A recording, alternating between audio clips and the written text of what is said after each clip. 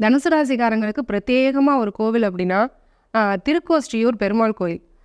அதாவது இந்த கலியுக பெருமாள்னு நம்ம 3 பேரை சொல்கிறோம். யார் அப்படின்னா, ஒன்று கள்ளழகர் மதுரையில் இருக்க கள்ளழகர், 2வது திருப்பதி பெருமாள், 3வது திருக்கோஷ்டியூர் பெருமாள்.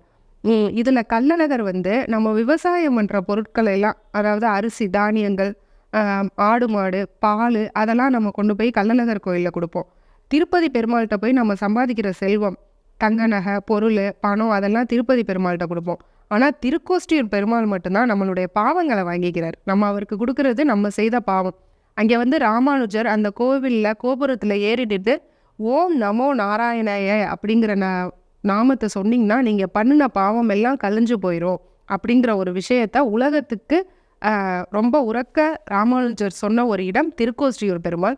அங்கே பெருமாள் எப்படி இருப்பாருன்னா, நம்ம ஸ்ரீரங்கத்தில் எப்படி பள்ளி கொண்ட பெருமாள் இருக்காரோ அதுபோல் ரொம்ப அருமையான ஒரு காட்சி தருவாங்க. ராமானுஜர்கிட்ட அவங்க குருவால் சொல்லப்பட்டு, இதை வந்து நீ வெளியே சொல்லக்கூடாது, சொன்னால் நீ இறந்து போயிடுவ அப்படின்னு அவங்க குரு சொல்லியும், பரவாயில்ல நான் இறந்தாலும் பரவாயில்ல, உலக மக்கள் அனைவரும் இதனால வந்து புண்ணியம் அடையணும், உலக மக்களுடைய கர்மா கல்யாணம் பாவம் போகணுங்கிறதுக்காக அவர் ஏறி நின்று திருக்கோஷ்டியூர் கோவில் மேலே ஏறி நின்று இந்த விஷயத்த ஓம் நமோ நாராயணாய அப்படின்னு சொல்லியிருக்காரு. இந்த திருக்கோஷ்டியூர் கோயிலுக்கு போனால் அங்கே ஒரு விளக்கு பூஜை பண்ணி தருவாங்க.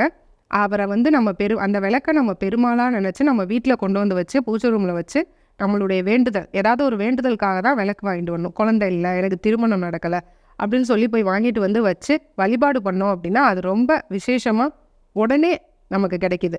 அந்த ஸ்தலத்துக்கு ஏன் திருக்கோஷ்டியூர் பேர் அப்படின்னா, பிரம்மா விஷ்ணு சிவன் 3 பேரும் கோஷ்டியாக சேர்ந்து அரக்கரை அழிக்கிறதுக்கு பிளான் போட்ட ஒரு இடம். அதனால அதுக்கு பேர் திருக்கோஷ்டியூர்.